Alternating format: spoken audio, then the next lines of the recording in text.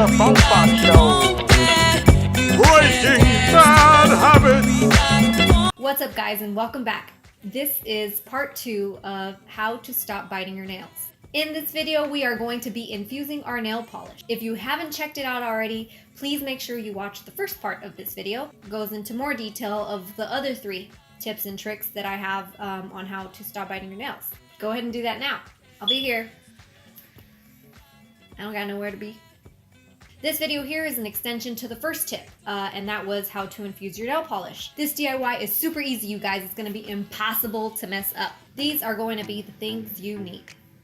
A cutting board, clear nail polish. I like to use clear because why mess up a good thing, right? You don't want to do color. Garlic, and a cutting knife. Be careful with that knife, okay?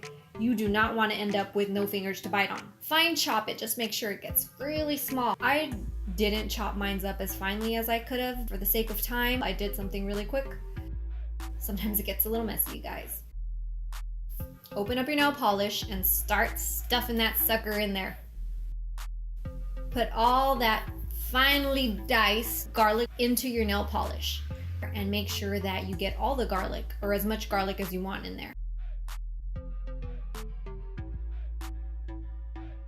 One garlic clove might be a little too much, but that doesn't mean you can use it for cooking later on.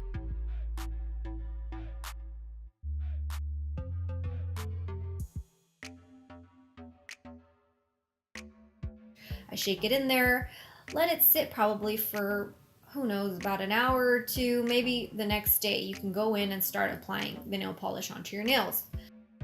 My new update to this trick has been to use essential oils as opposed to garlic, and it's even easier than chopping up a piece of garlic. You can get any essential oil on Amazon, Target, even Marshall's, Ross, whatever, if you're on a budget. You simply just open up your nail polish and add a few drops in there. In this video, I did about 6 drops of my spearmint oil, and so it was nice and minty. I used spearmint because that was the open bottle that I had. I could have used other ones, and I probably will later, but for the sake of availability, this was what I had already open, and I just went ahead and used it.